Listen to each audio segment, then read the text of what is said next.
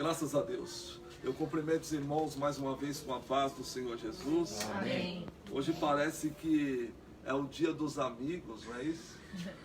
Eu andei recebendo algumas mensagens no WhatsApp, eu acredito que vocês também devem ter recebido, né? E essas mensagens vêm falando sobre este dia, o quanto é bom se ter um amigo, né? Alguns receberam muitas mensagens, né? Alguns outros não receberam quase nenhuma mensagem, né? Eu não tive tempo nem de abrir meu celular. Eu vou ver.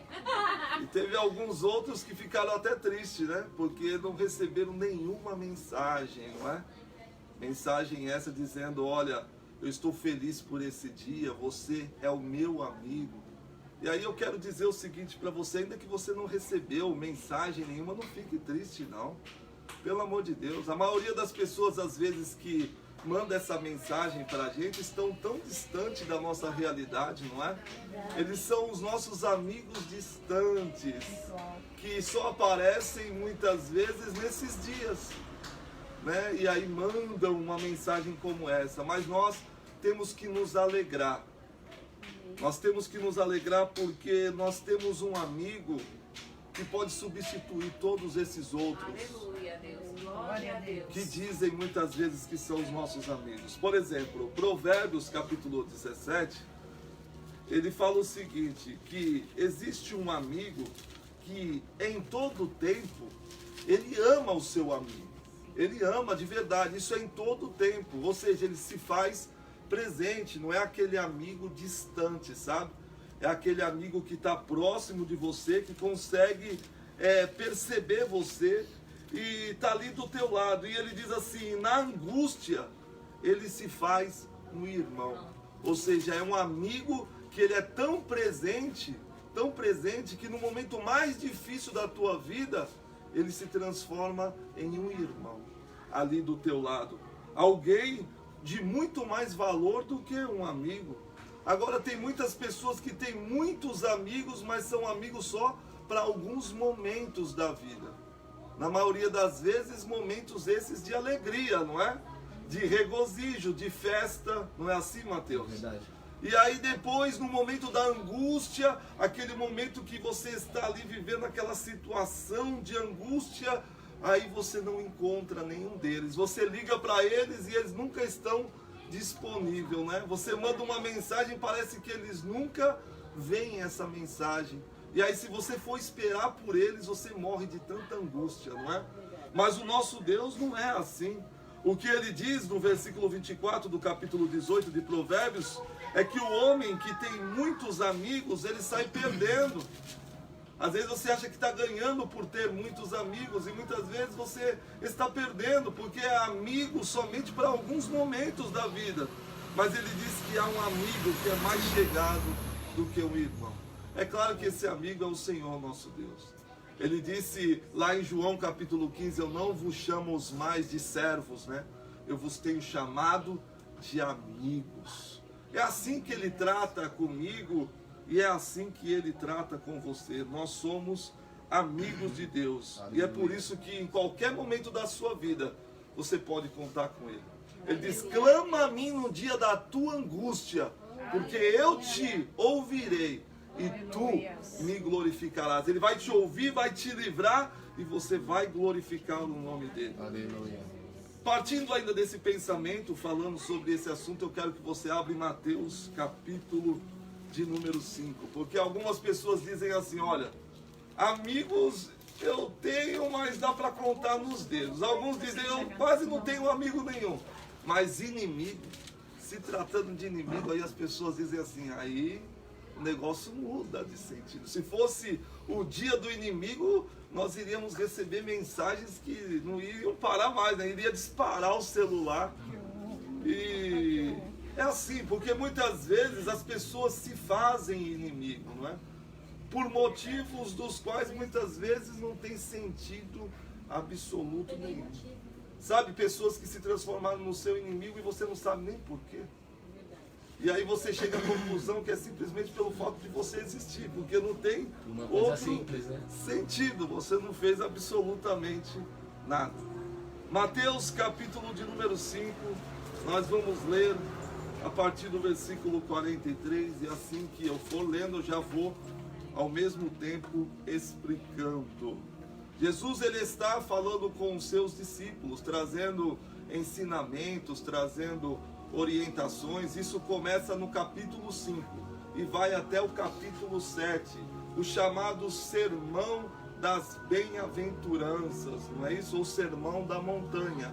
Se inicia no capítulo 5 e vai até o capítulo de número 7. E aqui no versículo 43, Jesus está trazendo um ensinamento aos seus discípulos, aqueles que se colocaram à sua disposição para fazer o que vocês estão fazendo aqui nessa noite, para ouvirem a voz dele. E Jesus começa dizendo o seguinte para ele: vocês ouviram o que foi dito. E muitas vezes, quando nós lemos isso, nós fazemos alusão ao que está escrito nas Escrituras.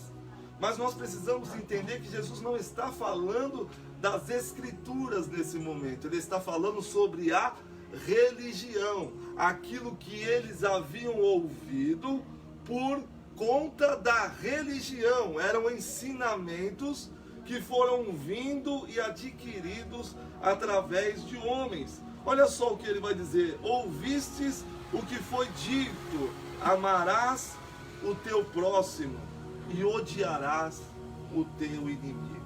Quando ele fala amarás o teu próximo, isso tem tudo a ver com aquilo que está escrito nas Escrituras. Isso é um princípio que foi estabelecido por Deus, que é irrevogável e que não muda. Isso não pode ser anulado. Desde o princípio, nós sabemos que esse é o mandamento de Deus. Isso está lá no livro nas epístolas de João. Ele diz: o mandamento que nós ouvimos desde o princípio é esse, que quem ama a Deus, ame o seu próximo também. Então, essa primeira parte do que eles ouviram realmente fazia parte das Escrituras, mas a segunda parte não. A segunda parte diz: e odiarás o teu inimigo. Isso não existe dentro das Escrituras, você não vai encontrar isso lá, porque isso é parte de um acréscimo.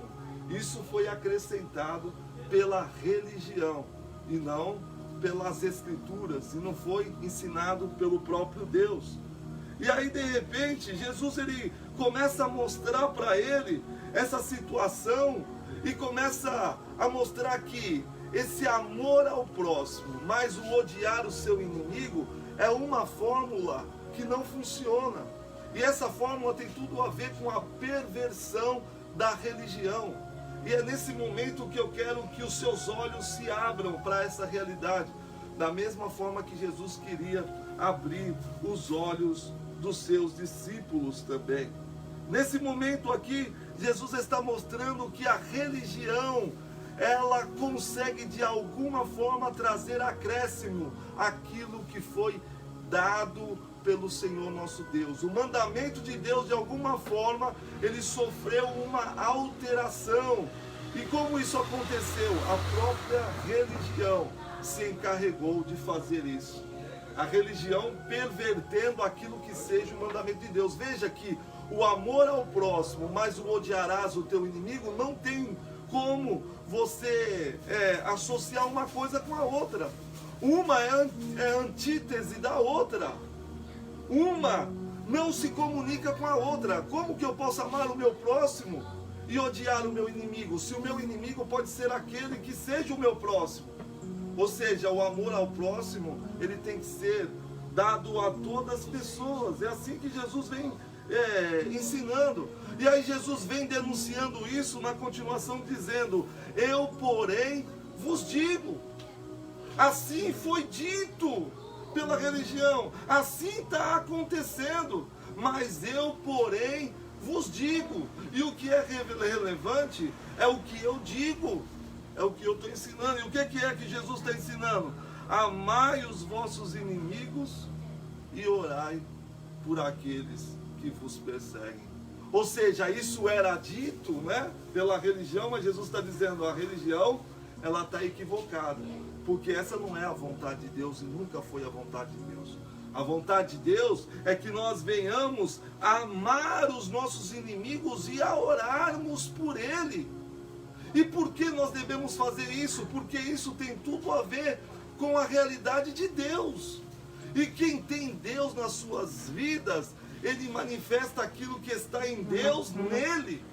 Aquele que diz que está em Deus, ele tem que andar como o próprio Jesus andou. É assim que está escrito. Nós temos que ter o mesmo sentimento que houve em Cristo Jesus.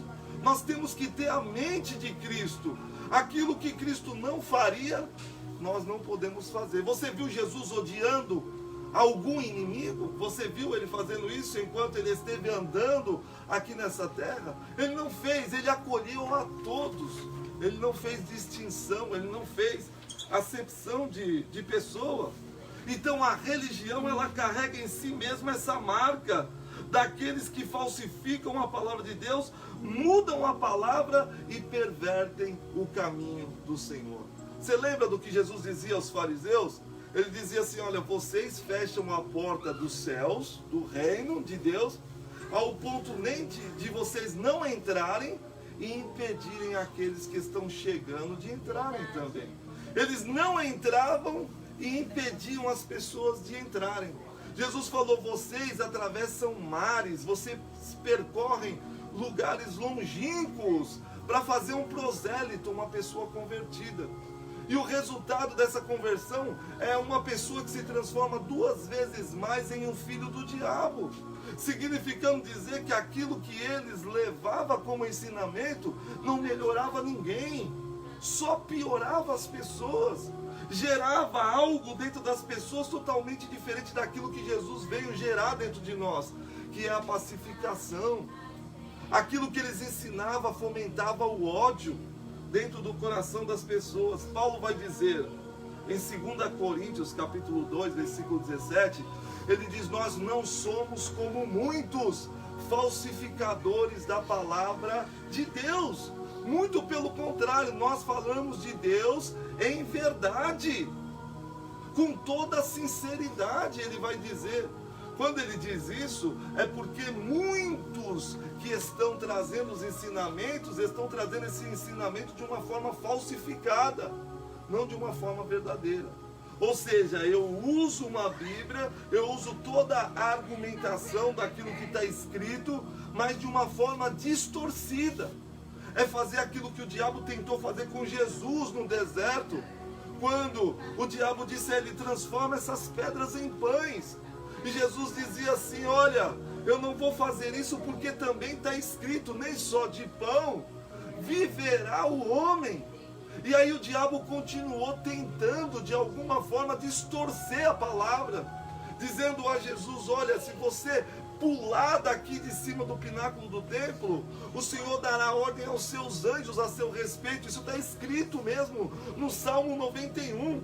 Mas Jesus disse a ele: mas também está escrito, não tentarás o Senhor teu Deus. Ou seja, o diabo apresentava a palavra de uma forma falsificada e Jesus apresentava a palavra da forma correta, na sua verdadeira interpretação, no seu verdadeiro discernimento, com o seu verdadeiro contexto.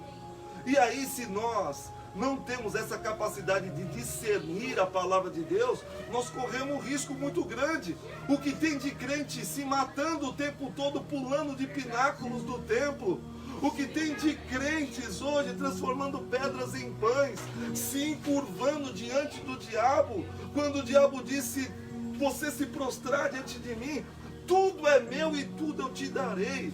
Quem oferece mundos e fundos nunca foi Jesus oferecendo isso. Quem ofereceu isso de uma forma fácil, estratégica, foi o diabo. É só se prostrar e pronto, está resolvido. Com Jesus é totalmente diferente. Ele fala de você que quer o seguir, de uma renúncia, renunciar a si mesmo, tomar a sua cruz, segui-lo, sem colocar a ele condições, mas aceitando as condições do discipulado. Aquele que quer seguir Jesus não questiona ele, simplesmente o segue. Vai olhando para ele e vai seguindo, entendendo que ele é a luz desse mundo, entendendo que ele é o caminho, a verdade e a vida. e que ele jamais vai te conduzir para um abismo. Muito ao contrário, que hoje você só não está dentro do abismo porque você enxergou essa luz. É o seguir essa luz que fez com que você estivesse distante e afastada da realidade do que seja prisão, cadeias e grilhões e tudo mais. Em Cristo nós somos livres. Não livres para pecar, como muitos dizem, mas livres para andar em amor, a esse amor a Deus, ao amor ao próximo, que é o cumprimento de toda a lei de Deus. Quem ama, ele não precisa de lei. A lei foi feita para quem é transgressor, para quem não tem esse sentimento do amor dentro de si.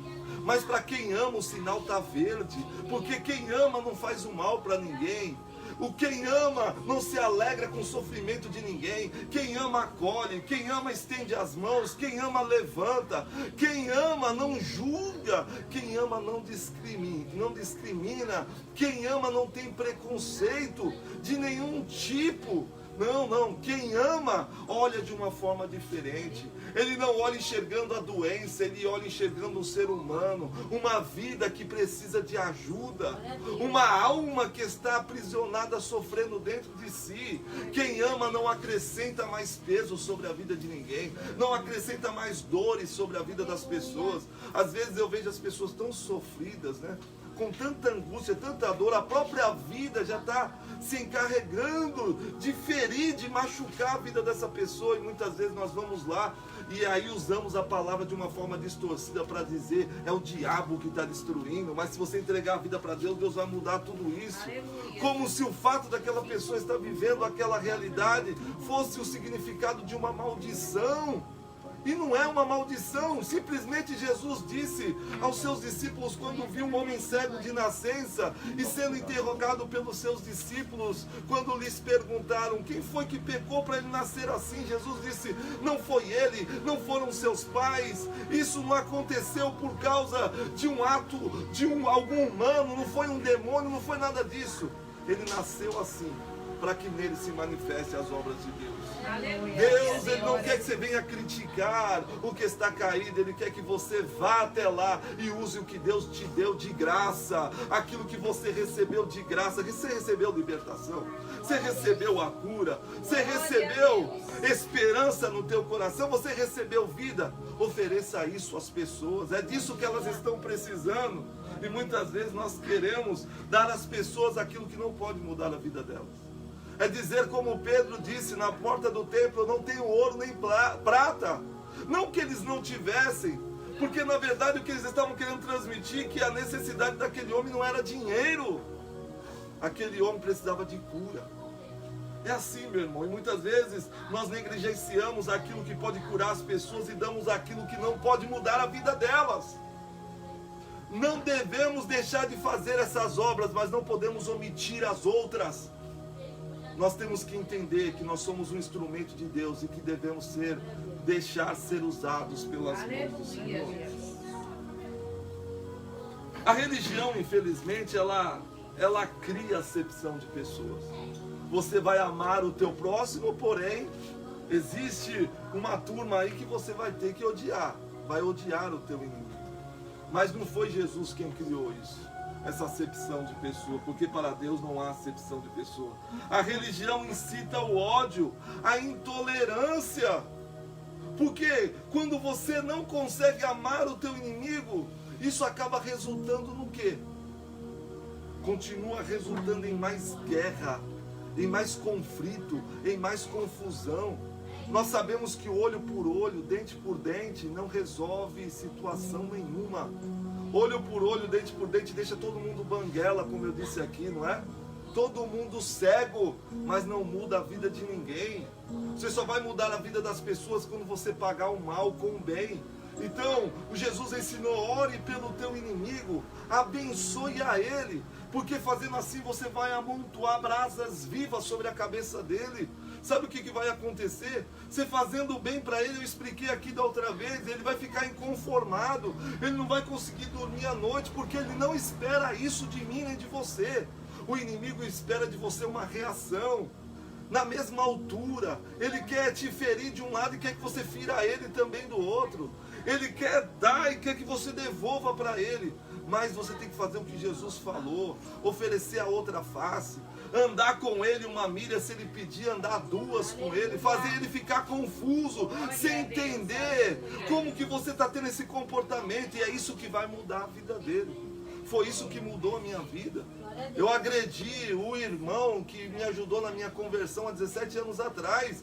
Eu dei uma cabeçada nele, ele caiu sentado no vaso sanitário. E a atitude dele foi que causou essa mudança radical na minha vida. Ao ponto de eu olhar e não acreditar. Ele simplesmente não teve nenhuma atitude de quem ia revidar. Muito pelo contrário. Com um olhar sereno, ele olhou para mim e disse para mim: se você iria me bater, por que você não me avisou? Eu deitaria no chão, ficaria mais fácil. E ao invés de me entregar para o chefe, ele me deu um presente no dia seguinte. Meu Deus do céu, quem é que espera isso? Se você for zeloso do bem, quem vos fará o mal? Foi o que Jesus ensinou.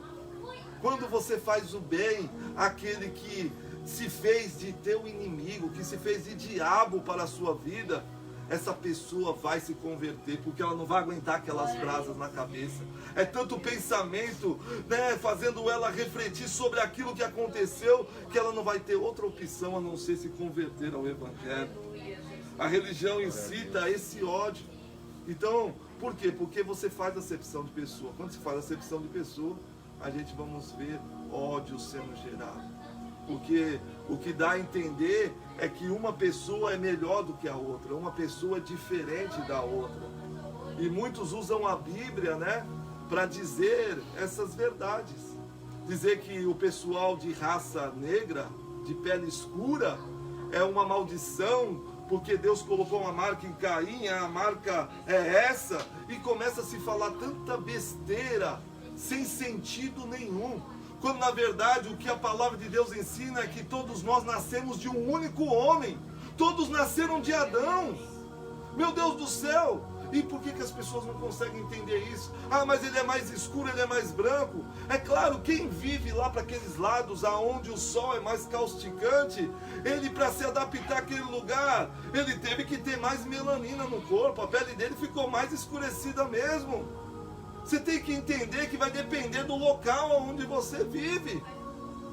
Mas não. Aí começam-se especulações dizendo que Deus criou esse tipo de coisa. Não, Deus criou homens à sua imagem, conforme a sua semelhança. Quem quer descaracterizar o homem é o próprio homem por não aceitar a sua própria prole. O Evangelho, diferente da religião, incita ao amor, à união e à misericórdia o tempo todo. Você vê lá a parábola do bom samaritano. Não importa quem esteja caído diante de você, socorra. Não cometa o pecado de omissão. Não importa quem seja, mas ele é um alcoólatra. Não importa. Antes de ser um alcoólatra, é uma alma que está ali precisando de Jesus. Ah, mas ele é um bandido. Não importa. Antes de ser bandido, é uma alma que está ali. Jesus, quando olha para nós, ele não fica olhando os nossos defeitos. Ele não fica olhando essas coisas que, estando em nós, nos descaracteriza e anula a realidade de Deus. Muito pelo contrário. Ele, quando nos olha, ele nos olha com um olhar de amor. Porque se não fosse assim, todos nós já teríamos sido destruídos. A sorte é que o amor de Deus, ele não muda. O Evangelho incita o amor, a união e a misericórdia, a acolher as pessoas, a ser solidário com as pessoas. Naquele dia o grande julgamento vai chegar, e quando chegar, o que vai contar ali: eu tive fome e me deste de comer, eu tive sede e me deste de beber. E aí você vai perceber que milhares de pessoas que estão na margem da miséria, é o próprio Jesus que está ali sofrendo junto com elas. Quando na verdade a gente acha que Jesus está dentro dos castelos, dos palácios. E ele disse: não, eu tive fome e me deste de comer. Ele estava com aflito, com abatido de alma e de espírito. Muitas vezes tem pessoas que dizem para mim: Deus me abandonou. E eu falo: meu Deus, você não está conseguindo enxergar. É que Deus está aí o tempo todo e você não consegue ver. E as pessoas vão se enganando a si mesmas, porque entenderam que a realidade de Deus, ela está condicionada a alguma coisa que se possui ou que se tem. Meu Deus do céu, eu não preciso falar em línguas estranhas, eu não preciso ter dom de milagres, ou não ter dom nenhum, eu não preciso de nada disso para saber que Deus está na minha vida. Ele está em nós e nós precisamos crer nisso. A nossa vida depende desse crer. Se não for assim, nós estamos perdidos. Sendo assim, Paulo vai nos ensinar que nós não devemos lutar contra as pessoas. Efésios capítulo 6, versículo 12, ele diz que nós não devemos lutar nem contra a carne, nem contra o sangue, mas contra os principados, as potestades, contra as hostes da maldade nos lugares celestiais. Ele diz que a nossa luta não é com pessoas, com gente. A nossa luta é com o diabo, que é espírito. E muitas vezes nós estamos querendo transferir isso a pessoas. Isso não pode acontecer, meu irmão. Quando se fala do diabo, nós temos que resistir a ele. O que se diz é: sujeitai-vos, portanto, a Deus, resistindo ao diabo, e ele fugirá de vós. Mas quando se fala de pessoas, não se diz para você resistir a elas. O que diz é: não resistais o perverso. Você não pode resistir, porque se você for tentar resisti-lo, ele vai ficar mais perverso ainda. Você está entendendo?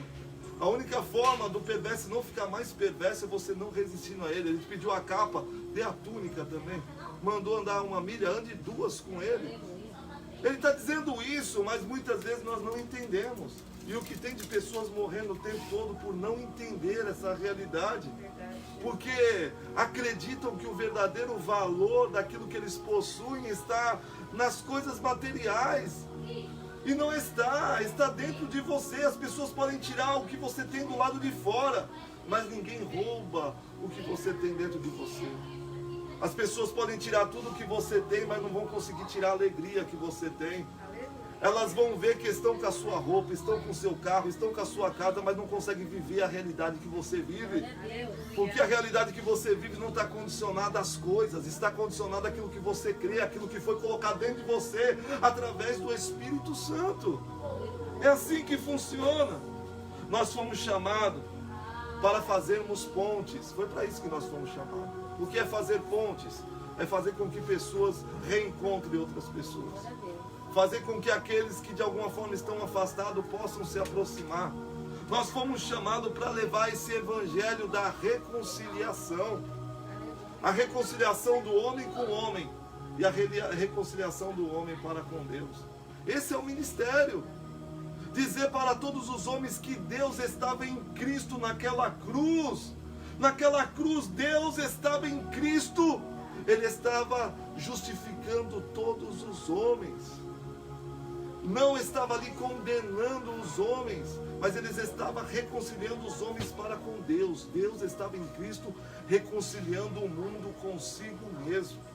Ou seja, o mundo já foi reconciliado através de Cristo. Aí algumas pessoas vão dizer para você: não, você não está reconciliado com Cristo. Com Cristo você está. Você pode até não aceitar isso, viver como quem é inimigo de Deus. Mas Deus não vive como teu inimigo. Você pode se esconder de Deus, mas Deus não se esconde de você. Você pode deixar de amar Deus, mas Ele não deixa de te amar. O ateu que diz que não acredita em Deus, ele pode dizer que não acredita em Deus, mas Deus acredita nele. Ele pode dizer que Deus não é real, mas Deus sabe que Ele é real. É assim que funciona. A maldade do homem não consegue mudar a realidade de Deus. E isso deveria acontecer comigo e com você. Mas muitas vezes nós dizemos: eu tenho um inimigo. E aí mudamos a nossa realidade. O cara que era bom fica perverso. O cara que só fazia o bem começa a fazer o mal. E isso começa e se inicia em nós mesmos. Que é o pior. Porque aí vem alguém e faz o mal para mim.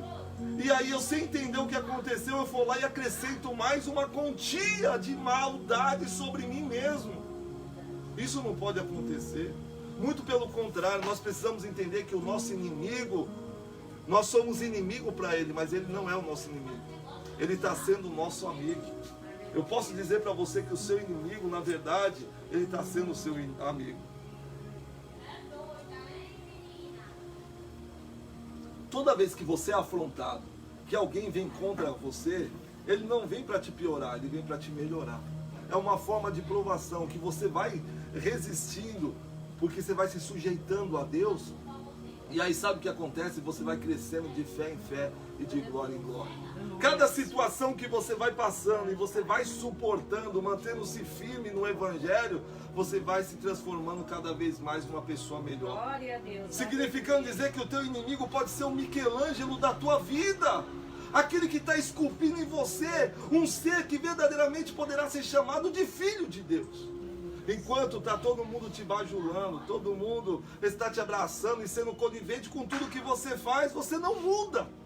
Mas quando você é afrontado o tempo todo dizendo você não é crente coisa nenhuma, você não é, e cada vez mais você vai buscando mais a presença de Deus. A necessidade cada vez mais de você amar esse ente que se fez o teu inimigo. Quando na verdade ele, achando que está te fazendo o mal, está sendo usado como instrumento para lhe fazer o bem.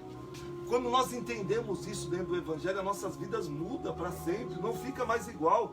Paulo entendia isso e ele dizia, eu me alegro nas tribulações, porque as tribulações me trazem experiência, paciência, aleluia, esperança. Deus. As tribulações me transformam num ente melhor. Aleluia. Você está entendendo? Porque nesse tempo de tribulação, nesse tempo de luta, coisas vão acontecendo. E essas coisas que vão acontecendo vão transformando, moldando e mudando o meu ser.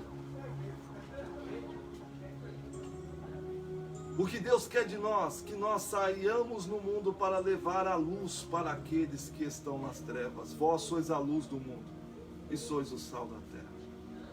E ele vai dizer mais ainda, nós fomos chamados para excedermos a justiça dos fariseus. Mateus 5, versículo de número 20, olha o que ele diz. Porque eu vos digo, se a vossa justiça não excederem muito a dos escribas e fariseus, jamais entrareis no reino dos céus.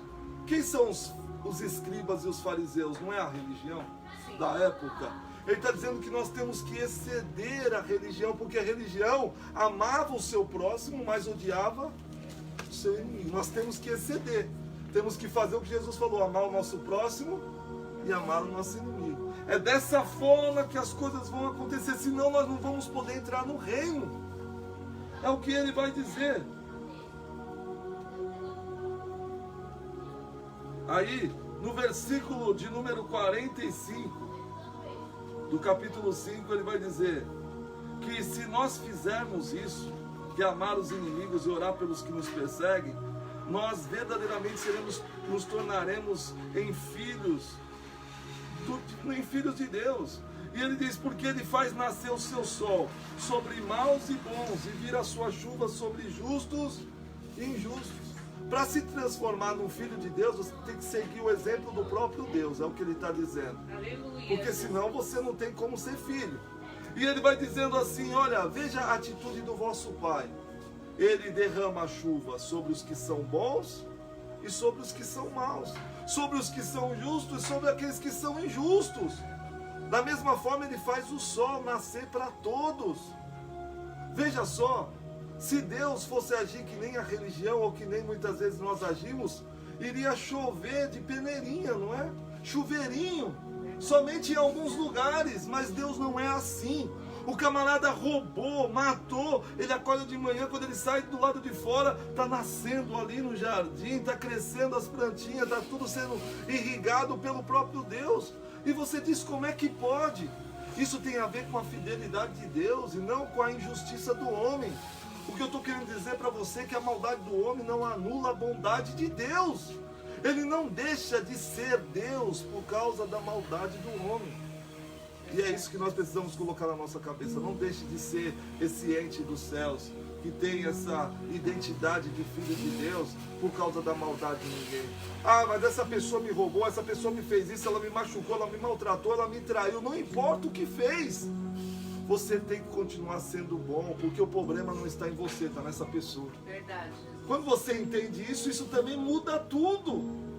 Quando você se conhece e sabe que o problema não está em você, aí então você tem um alívio imediato para poder continuar. Agora, se realmente você descobre que você tem tudo a ver com aquilo que está acontecendo, compete a nós nos humilharmos, fazer o que Jesus ensinou. Isso não é vergonhoso. É se aproximar das pessoas e dizer: eu errei com você. Poxa vida, eu não fui o teu amigo, eu fui um Judas na tua vida. Eu agi assim, você nem sabia, mas eu fiz isso. Mas eu estou arrependido. O arrependimento constrói ponte, transforma vidas. E se nós agimos como os religiosos, nós iremos levar adiante a hipocrisia, que é o mascaramento, a farsa. E nós não podemos levar isso adiante. Nós temos que ser o que somos aqui em todos os lugares. Quem me conhece sabe que eu sou da mesma forma em todos os lugares. Brinco, converso. O que eu sou aqui, eu sou em todos os lugares. Não existe um ambiente onde parece que eu fico emantado da glória de Deus e viro outro ser luminoso parecido com um anjo e depois eu saio de lá e viro um diabo. Não! Aonde eu estou, eu carrego comigo a presença de Deus na minha vida.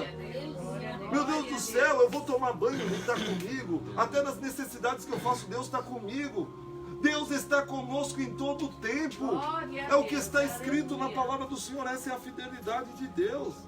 Sendo assim, Ele está dizendo para você se transformar num filho de Deus, você tem que seguir o exemplo dele. Não tem só que abençoar quem é os bons, abençoa os que são maus também. No versículo seguinte, ele vai dizer o seguinte: porque se você amar somente os que vos amam, que recompensa vocês vão ter? Bom, se você amar só aquele que ama você, é fácil, não é? Mas aonde está a recompensa nisso? Se você amar aquele que ama você, a recompensa já está vindo da própria pessoa que você ama. Essa consideração está vindo do próprio.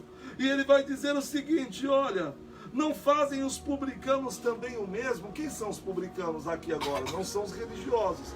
Os publicanos fazem o papel dos pecadores, que vive a realidade daqueles que estão praticando um monte de obras sem conhecimento de Deus e sem consciência.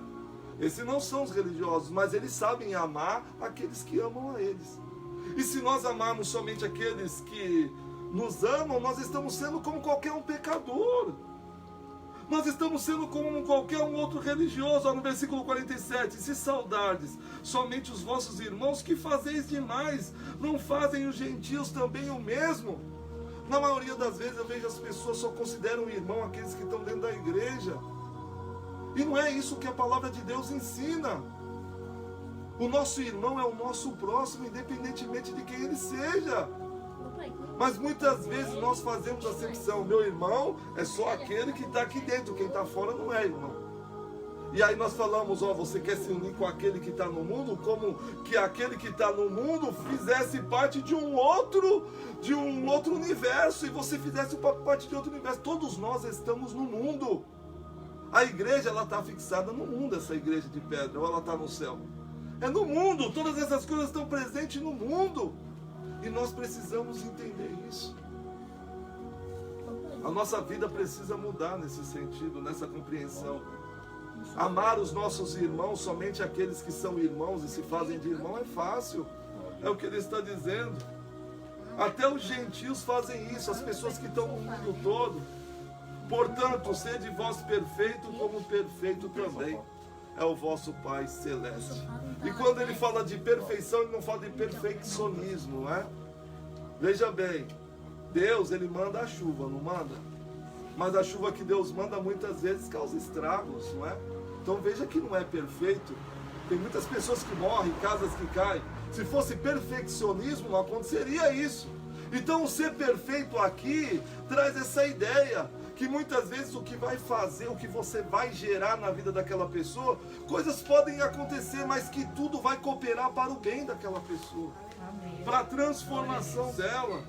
Agora, eu termino dizendo o seguinte: o amor que ele manda nós expressarmos aqui não é um sentimento.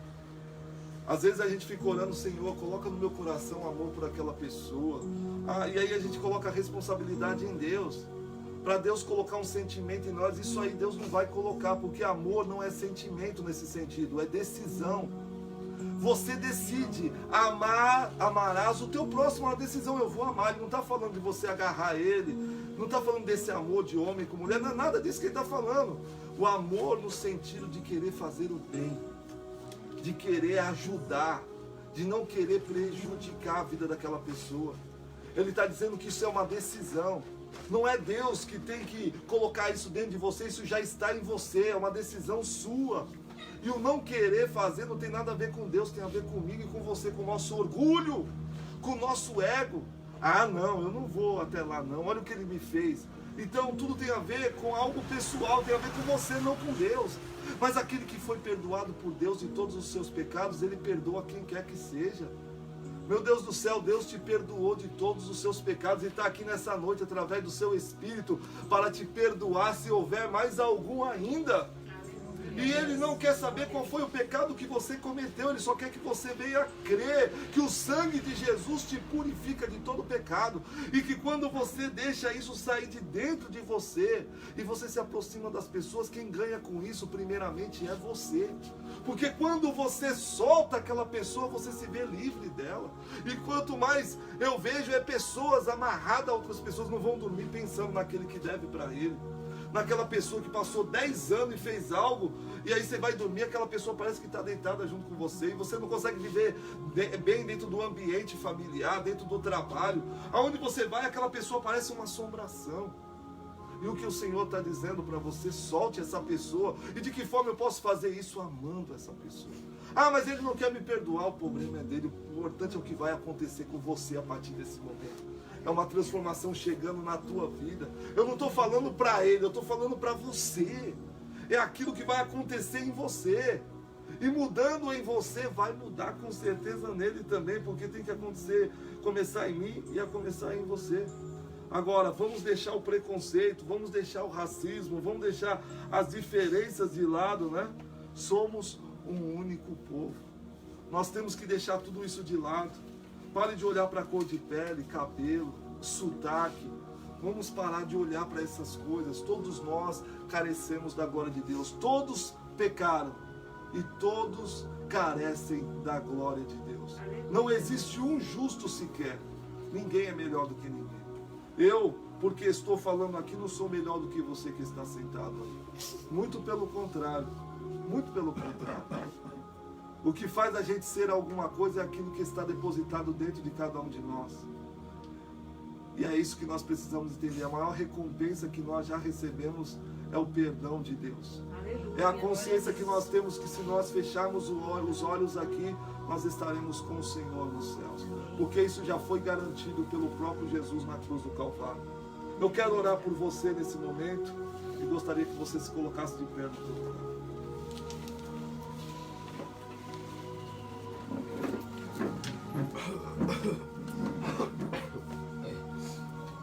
O maior apóstolo que teve no Novo Testamento, o apóstolo Paulo, ficou conhecido como apóstolo dos gentios.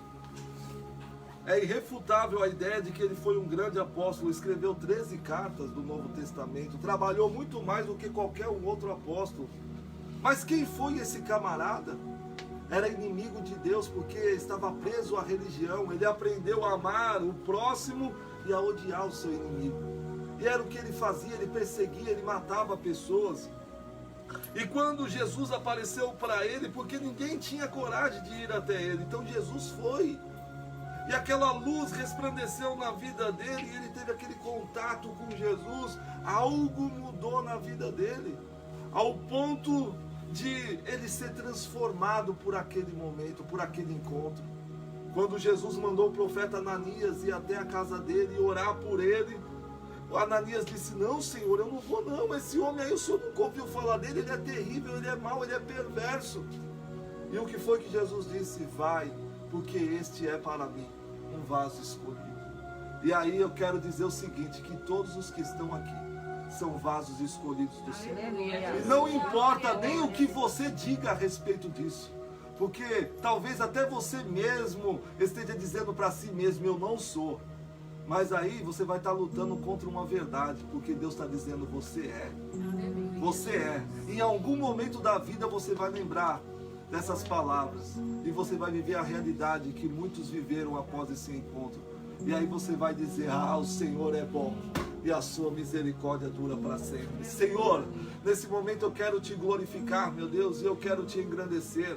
Quero te engrandecer, meu Deus, pela tua bondade, Senhor Deus, pela tua misericórdia. O que se diz é que até aqui o Senhor tem nos ajudado. O Senhor tem sido um Deus gracioso, Senhor. Tem nos sustentado com as suas mãos, Senhor. Muitas vezes temos sido ingratos, meu Deus, diante da realidade de tudo aquilo que o Senhor tem colocado diante de nós.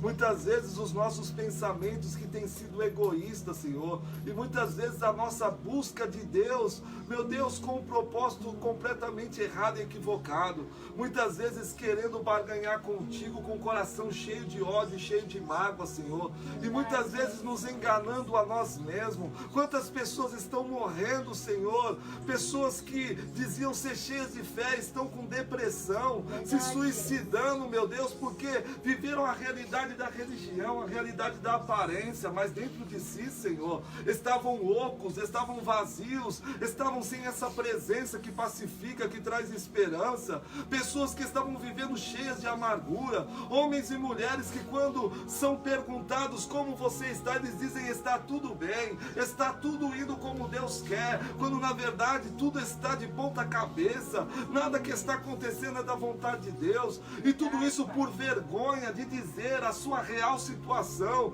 Mas nós não estamos aqui para nos escondermos, Senhor, nos nossos defeitos, nos nossos pecados. Estamos aqui para os apresentar diante de Ti, Senhor. Aqui está cada um de nós, com as nossas fraquezas, com as nossas mazelas, Senhor, te pedindo, meu Deus, implorando a Ti, nos socorre nesse momento, nos resgata dentro de nós mesmos, Senhor. Quantas pessoas estão presas, vivendo a realidade de um passado, meu Deus, que não vai voltar mais, que pode viver a realidade de um presente novo, meu Deus, uma vida nova, mas insiste, meu Deus, em remoer o passado, em revirar o passado, Senhor, em fazer da sua vida um museu sem atualização nenhuma.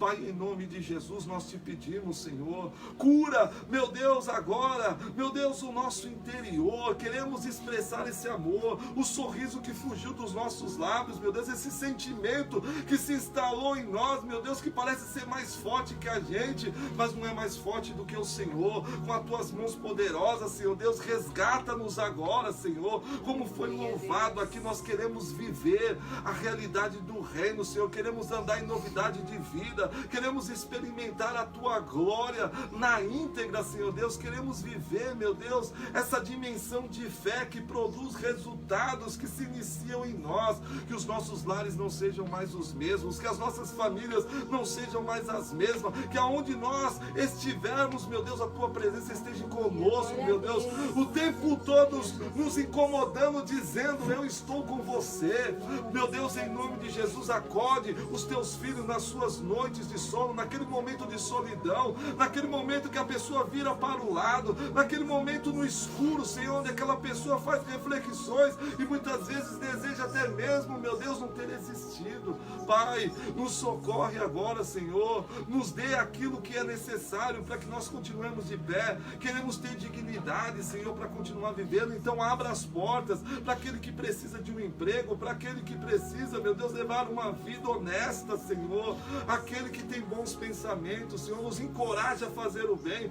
Não deixe o mal nos vencer, não deixe o diabo, meu Deus, se transformar naquele carrasco, Senhor, que consegue de alguma forma nos manipular. Não deixa que as nossas emoções venham nos manipular, meu Deus, não deixa, meu Deus, que esse sentimento muitas vezes venha nos manipular. Nós queremos viver sóbrios, meu Deus, a realidade do teu reino, da tua justiça, Senhor. Por isso, entregamos as nossas vidas nas tuas mãos e pedimos a tua bênção e te agradecemos por esse momento, Senhor. Em nome de Jesus Cristo, amém.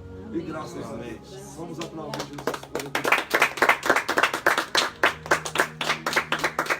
Embaixo. Isso, vamos concluir embaixo do seu lado. Isso.